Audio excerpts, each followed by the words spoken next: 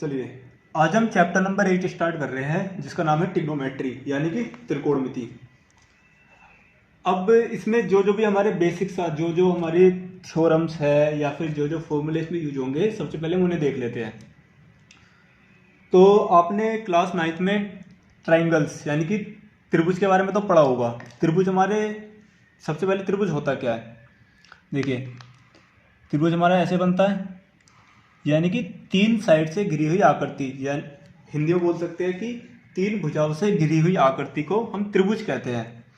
अब त्रिभुज हमारे कितने प्रकार के होते हैं? देखिए, एक होता है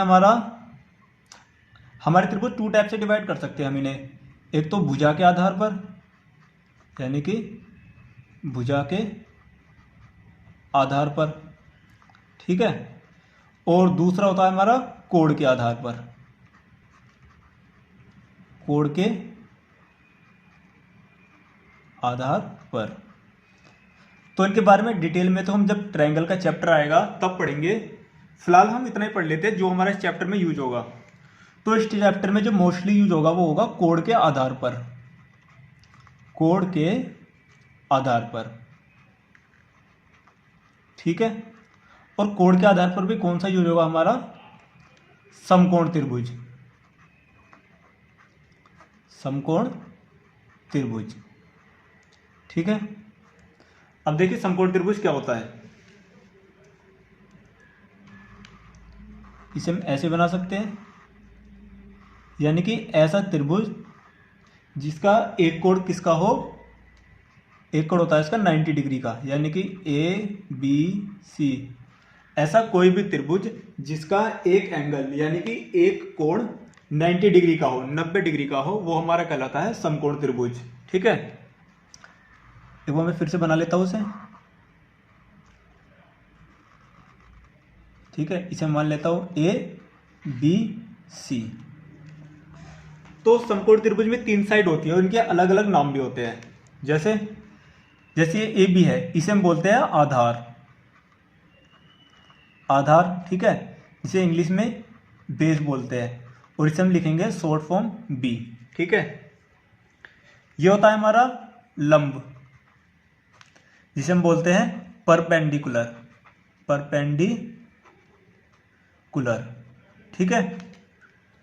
इसके बाद ये वाली भुजा होती है हमारी कर्ण, यानी कि जो सबसे बड़ी भुजा है वो होती है कर्ण, और इसे हम इंग्लिश में बोलते हैं हाइपोटेनियस,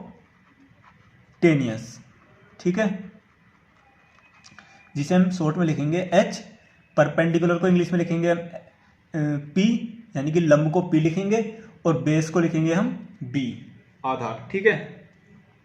तो जो हमारा त्रिभुज होता है, जो समकोण त्रिभुज होता है, इसका एक कोण 90 डिग्री का होता है और इसमें तीन साइड होती है जिस पर ये टिका होता है। देखो ये रहा, इसे हम बोलते हैं बेस यानी कि आधार, ठीक है। जो ये 90 डिग्री का जिस पर कोण बना हुआ था इसे बोलते हैं हम लंब, जिसे हम परपेंडिकुलर बोलते हैं, ठीक है। इसके बाद जो सबसे बड़ी भुजा होती है उसे हम बोलते हैं कर्ण, यानी कि हाइपोटेनियस। अब आपने एक फॉर्मूला और पढ़ा होगा, यानी कि एक थ्योरम आपने 9th क्लास में पढ़ी होगी जिसे हम बोलते हैं पाइथागोरस थ्योरम, ठीक है। पाइथागोरस थ्योरम या फिर पाइथागोरस प्रमेय, ठीक है, पाइथागोरस प्रमेय। इसके अकॉर्डिंग क्या होता है, जो हमारा कर्ण, जो कर्ण का स्क्वायर होता है वो होता है हमारा लंब के स्क्वायर के और प्लस आधार का स्क्वायर के, ठीक है। अब देखिए बीच में प्लस है तो हम ये जरूरी नहीं है कि लंब पहले होगा या आधार बाद में आएगा, हमसे कैसे भी लिख सकते हैं। देखिए, अगर मैं लिखूंगा कि कर्ण का स्क्वायर इक्वल टू आधार का स्क्वायर प्लस लंब का स्क्वायर, तो दोनों बात एक ही है, ठीक है। तो हम इतना बड़ा तो नहीं लिखेंगे, हम जब हम क्वेश्चन सोल्व करेंगे तो हम इतना बड़ा नहीं लिखेंगे कि कर्ण का स्क्वायर इक्वल टू आधार का स्क्वायर प्लस लंब का स्क्वायर। हम शॉर्ट फॉर्म में लिखेंगे। कर्ण क्या बोला था हमने? कर्ण को इंग्लिश में बोलते हैं हाइपोटेनियस, तो इसका शॉर्ट लिख देंगे एच, यानी कि हाइपोटेनियस का स्क्वायर। और आधार को क्या बोलते हैं हम? बी, यानी कि बेस का स्क्वायर, ठीक है। प्लस लंब को क्या बोलते हैं हम? परपेंडिकुलर, यानी कि पी का स्क्वायर, ठीक है, यानी कि कर्ण का हाइपोटेनियस का स्क्वायर इक्वल टू बेस का स्क्वायर प्लस हाइपोटेनियस का स्क्वायर। अब देखिए कभी कभी क्या होता है कि हमें बेस भी दिया होता है यानी कि आधार भी दिया होता है और हमें लंब भी दिया होता है ना, और हमसे क्या पूछता है, हमसे कर्ण पूछता है। तो हम क्या करेंगे, सिंपल फॉर्मूला इसके लिए तो कि H square equal to B square plus P square, ठीक है। लेकिन अगर मुझे कर्ण दे दिया और हमें लंब भी दे दिया, हमसे आधार पूछा है यानी कि बेस निकालना है, तो हम क्या करेंगे, देखिए ये इधर प्लस में है, ये इधर आ जाएगा, यानी कि अगर हमें बी स्क्वायर निकालना होगा हम क्या करेंगे, इस पी को इधर ले आएंगे माइनस में, ठीक है। तो कोई भी चीज, चलिए एक चीज और देख लेते हैं यहां पर रफ में, देखिए इक्वल टू लगाते हैं, ठीक है। अगर कोई भी मैथमेटिकल ऑपरेशन है, अगर इक्वल टू से पहले इधर प्लस में है तो वो इक्वल टू के बाद इधर जाके हो जाएगा वो माइनस में, ठीक है। अगर कोई भी इक्वल टू से पहले माइनस में है तो वो इक्वल टू के बाद हो जाएगा प्लस में। अगर कोई भी ऑपरेशन इक्वल टू से पहले मल्टीप्लाई में है तो वो इधर जाके हो जाएगा डिवाइड में, और अगर कोई भी ऑपरेशन इधर डिवाइड में है और इक्वल टू के बाद हो जाएगा वो मल्टीप्लाई में, ठीक है। ये चीज आपको याद रखनी है। तो देखिए हमने वही किया, हमें पता है कि हमें बेस निकालना था और ये प्लस में था, हमने हाइपोटेनस से माइनस कर दिया इसे। अब देखिए अब हमें बी स्क्वायर तो निकालना नहीं है, हमें निकालना है सिंगल बी यानी कि आधार निकालना है। तो हम क्या करेंगे, और एक चीज और, अगर कोई भी इधर स्क्वायर में होता है तो इक्वल टू इधर किस में चला जाएगा, वो चला जाता है वो अंडर रूट में, ठीक है। अगर कोई भी नंबर इक्वल टू से पहले स्क्वायर में हो तो इक्वल टू के बाद वो चला जाता है स्क्वायर रूट में। ऐसे ही अगर कोई स्क्वायर रूट में हो इक्वल टू से पहले तो वो इधर चला जाता है इक्वल टू के बाद स्क्वायर में। तो देखिए इधर ये स्क्वायर में है तो इधर किस में चला जाएगा, अंडर रूट में, ठीक है। स्क्वायर रूट यानी कि x H square minus P square, ठीक है।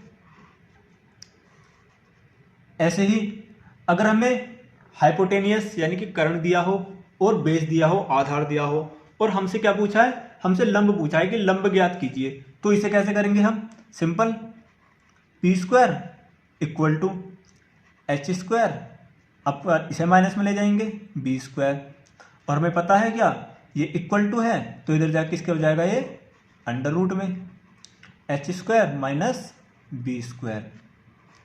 तो हमारे यहां से तीन फॉर्मूले बन गए, देखो एक फॉर्मूले से सिर्फ। मेन फॉर्मूला क्या है हमारा, जो थ्योरम है, यानी कि हाइपोटेनियस कर्ण का स्क्वायर इक्वल टू बेस का स्क्वायर प्लस परपेंडिकुलर का स्क्वायर, ठीक है। तो अगर हमें बेस निकालना हो तो कर्ण का स्क्वायर माइनस लंब का स्क्वायर, और अगर लंब निकालना हो तो कर्ण का स्क्वायर माइनस आधार का स्क्वायर, ठीक है। अब देखिए हम पहचानेंगे कैसे कि कौन सा कर्ण है, कौन सा बेस है, या फिर कौन सा लंब है। तो देखिए जैसे सपोज ये त्रिभुज दिया हुआ है हमें, ठीक है, मैं त्रिभुज बना लेता हूं ए बी सी, ये हमारा 90 डिग्री हो गया, ठीक है। और हमसे ये दिया हुआ है हमें, यानी कि हमें ए का कोण दिया हुआ है। तो देखिए अगर हम इसके रिगार्डिंग बात करते हैं, ए के रिगार्डिंग, तो क्या होगा, ये देखिए इस ट्रायंगल पे, इस पे साइड पे टिका हुआ है, तो ये तो हो जाएगा इसका क्या, बेस, यानी कि चलो मैं हिंदी में लिख देता हूं आधार, ठीक है। और देखिए अब इसे सीधा देखिए इधर, जिसके जो इसके सामने है बिल्कुल, वो हो जाता है इसका लंब, और जो सबसे लंबी भुजा है वो तो कर्ण होती ही है, ठीक है। समझ में आ गया, जिस पे टिका हुआ है यानी कि इसके जो मिलके इसके सम्मुख भुजा है वो तो हमारी इसके आधार होती है, जो इसके ए के सामने है बिल्कुल वो होता है हमारा लंब, और जो सबसे लंबी भुजा है वो होती है हमारी कर्ण। ये बात करी मैंने ए के रिगार्डिंग। चलिए मैं एक ट्रायंगल और ले लेता हूं, देखिए ये देखिए ये हो गया ए बी सी, ठीक है, ये 90 डिग्री है। अब मैं बात करता हूं सी के रिगार्डिंग। अब देखिए सी के सम्मुख क्या है, ये वाली भुजा, ठीक है। तो इस बार ये क्या हो जाएगा, इसका आधार, और इसके सामने क्या है ये, तो ये हो जाएगा इसका लंब, और ये बड़ी वाली भुजा ये क्या हो जाएगी, इसकी कर्ण। ठीक है, समझ में आया। चलिए इसे एक एग्जांपल के थ्रू समझ लेते हैं। जैसे देखिए एक एग्जांपल लेते हैं, एक ट्रायंगल बना लेते हैं।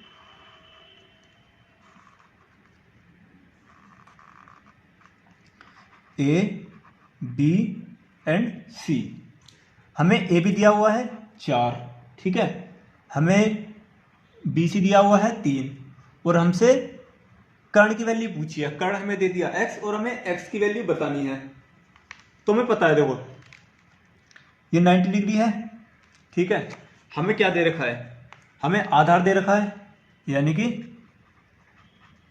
हमें आधार दिया हुआ है कितना, 4 सेंटीमीटर लिख लेते हैं, चलो इसे, ठीक है। आधार 4 दिया हुआ है, हमें लंब कितना दिया हुआ है, लंब 3 सेंटीमीटर दिया हुआ है हमें, और हमसे क्या पूछा है, हमसे कर्ण पूछा है, ठीक है, कर्ण हमें बताना है। तो हम क्या लिखेंगे, देखिए हम जानते हैं, ठीक है, किससे, पाइथागोरस प्रमेय से, पाइथागोरस प्रमेय से। देखिए पाइथागोरस प्रमेय क्या कहती है कि कर्ण का स्क्वायर इक्वल टू क्या होता है, लंब का स्क्वायर और प्लस आधार का स्क्वायर, ठीक है। तो देखिए अब कर्ण क्या है हमारा, अगर हम इस ट्रायंगल में देखते हैं तो कर्ण क्या है, देखिए हमारा कर्ण ये है ए से लेकर सी तक, यानी कि हम लिख सकते हैं ए सी, ठीक है, या फिर हमें दिया हुआ है एक्स, तो कर्ण है हमारा कितना, एक्स का स्क्वायर इक्वल टू लंब कितना दिया हुआ है हमें, लंब हमें 3 सेंटीमीटर दिया हुआ है, तो इसे लिख देंगे 3 का स्क्वायर प्लस आधार कितना दिया हुआ है हमें 4, तो 4 का स्क्वायर, ठीक है। तो अगर देखिए ये x का स्क्वायर है तो मतलब क्या होगा, x की पावर 2 है, तो ये x का स्क्वायर हो गया इक्वल टू 3 का स्क्वायर, और स्क्वायर का मतलब हम जानते हैं कि अगर किसी के पावर स्क्वायर हो उसका मतलब होता है इसकी 2 बार मल्टीप्लाई, यानी कि अगर 3 का स्क्वायर है तो इसका मतलब है 3 इंटू 3, तो 3 इंटू 3 कितना होता है 9, ठीक है, यानी कि 3 का स्क्वायर होता है हमारा 9 प्लस ऐसे ही 4 का स्क्वायर मतलब 4 की 2 टाइम्स मल्टीप्लाई, यानी कि 4 की 2 बार गुणा करनी है, 4 इंटू 4 यानी कि 4 चौक 16, तो 4 का स्क्वायर 16 होता है। फिर देखिए आगे एक्स स्क्वायर कीजिए, दोनों को ऐड करिए, 9 और 16 कितना होता है 25, ठीक है। और अभी मैंने बताया था कि अगर इक्वल टू से पहले स्क्वायर में हो तो इक्वल टू के बाद क्या हो जाता है, वो जाके अंडर रूट में, ठीक है। अब 25 देखिए अगर कोई स्क्वायर हो और उसे अंडर रूट, देखिए इधर देखिए स्क्वायर हमारा कब बनता है, मतलब 5 इंटू 5, ठीक है, और अंडर रूट का मतलब भी क्या होता है कि अंडर रूट का मतलब होता है 2, ठीक है। तो 25 किसका अंडर रूट होता है, 25 होता है हमारा 5 का, हमें पता है, यानी कि 5 का स्क्वायर, और स्क्वायर से हमारा अंडर रूट कट जाता है, तो इसकी वैल्यू कितनी होगी हमारी 5, और ये 5 सेंटीमीटर, ठीक है, यानी कि जो हमारी x की वैल्यू आई वो आई हमारी 5 सेंटीमीटर, ठीक है। तो देखिए हमने क्या किया, सिंपल है बिल्कुल, हमें आधार दिया हुआ था, हमें लंब दिया हुआ था, हमसे कर्ण पूछा था, ठीक है। तो हमने पाइथागोरस प्रमेय लगाई। पाइथागोरस प्रमेय क्या होती है, कर्ण का स्क्वायर इक्वल टू लंब का स्क्वायर प्लस आधार का स्क्वायर। तो हमने कर्ण की जगह हमें वैल्यू दी हुई थी कर्ण की x, तो हमने x रख दिया, x का स्क्वायर इक्वल टू हमें लंब दिया हुआ था 3, तो हमने 3 रखा, 3 का स्क्वायर प्लस हमें आधार दिया हुआ था 4, 4 का स्क्वायर कर दिया, तो यहाँ पर x स्क्वायर हो गया। अब देखिए 3 का स्क्वायर कितना होता है 9 होता है, 4 का स्क्वायर 16 होता है, हमने दोनों को जोड़ा, 16 और 9 25 होता है, और फिर हमने 25 का अंडर रूट निकाला। 25 किसका अंडर रूट होता है? 5 का। ठीक है, 25 5 का अंडर रूट होता है, तो हमने से अंडर रूट से स्क्वायर कट गया तो ये बचा 5। ठीक है, कितना याद रहेगा, यानी कि क्वेश्चन में आ गया ये वाला। ठीक है, चलिए नेक्स्ट देखते हैं। चलिए इस बार हमने क्या निकाला था? कर्ण निकाला था। ठीक है, इस बार हम निकालते हैं लंब। तो क्वेश्चन ले लेते हैं, देखिए फिर से वो एग्जांपल।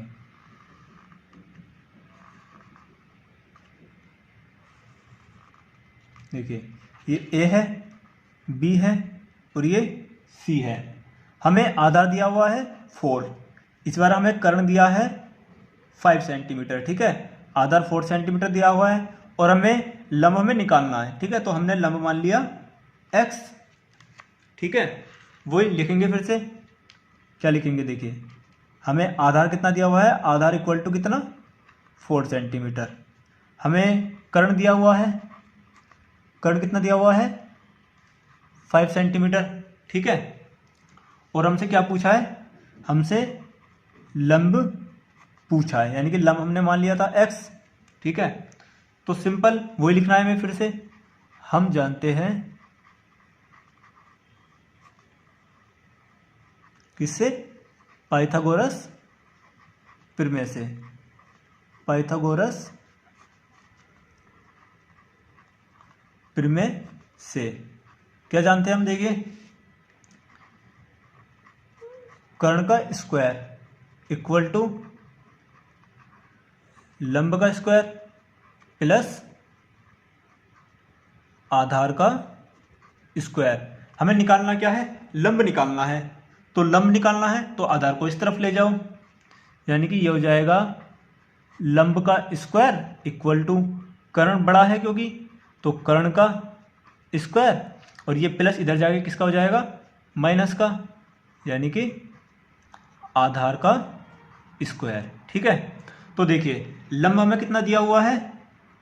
लंब तो हमें निकालना है। लंब हमें दिया हुआ है x, हमने माना हुआ है। ठीक है, कर्ण कितना दिया हुआ है? 5 सेंटीमीटर। तो कर्ण 5 का स्क्वायर माइनस आधार कितना दिया हुआ है? 4, तो 4 का स्क्वायर। देखिए एक्स स्क्वायर इक्वल टू 5 का स्क्वायर कितना होता है? 25 माइनस 4 का स्क्वायर कितना होता है? 16।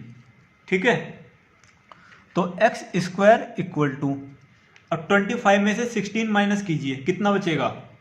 9 बचेगा। ठीक है, और मैंने बताया हुआ है कि अगर ये स्क्वायर इधर जाएगा इक्वल टू के, वो जाएगा अंडर रूट में। अब 9 किसका अंडर रूट होता है? 9 होता है हमारा 3 का स्क्वायर। ठीक है, और स्क्वायर से अंडर रूट, स्क्वायर से हमारा अंडर रूट कट जाता है, तो x की वैल्यू कितनी होगी हमारी? 3 सेंटीमीटर। यानी कि लंब क्या आया हमारा? 3 सेंटीमीटर। सिंपल था बिल्कुल। ठीक है, देख लेते, देखो क्या किया था हमने। हमें क्वेश्चन दिया हुआ था, हमें आधार दिया हुआ था और लंब और कर्ण दिया हुआ था। हमसे लंब पूछा था, हमने क्या किया? आधार पता है, कर्ण पता है, लंब हमने x मान लिया। हमने यहाँ पे पाइथागोरस प्रमेय लगाई। पाइथागोरस प्रमेय क्या कहती है कि कर्ण का स्क्वायर इक्वल टू लंब का स्क्वायर प्लस आधार का स्क्वायर। और जब हमें निकालना लंब है तो हमने क्या किया? कर्ण को इधर लिया, आधार को कर्ण के पास लिया है, तो हमारा फॉर्मूला बन गया ये। क्या बन गया फॉर्मूला हमारा? लंब का स्क्वायर इक्वल टू कर्ण का स्क्वायर माइनस आधार का स्क्वायर। लंब हमने x मान लिया था, तो x का स्क्वायर इक्वल टू कर्ण हमने 5 है, यानी कि 5 का स्क्वायर माइनस आधार 4 है तो 4 का स्क्वायर। तो फिर देखिए 5 का स्क्वायर हमारा 25 होता है और 4 का स्क्वायर हमारा 16 होता है। ठीक है, तो 25 में से हमने 16 घटाया, 9 आया, और यहाँ पर एक्स स्क्वायर था, एक्स स्क्वायर इक्वल टू 9 आ गया। अब हमें पता है कि जब इक्वल स्क्वायर को इक्वल टू के दूसरी साइड ले जाएंगे तो वो अंडर रूट में चला जाएगा, तो x इक्वल टू हो गया अंडर रूट 9।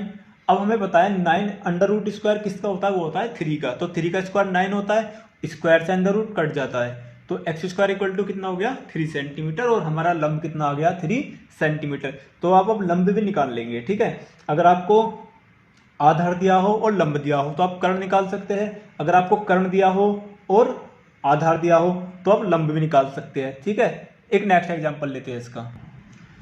चलिए, आपने कर्ण निकाल लिया, आपने लंब निकाल लिया। अब एक देखते हैं आधार निकाल के कि आधार कैसे निकालेंगे। तो फिर से ले लेते हैं त्रिभुज ए बी सी, ठीक है।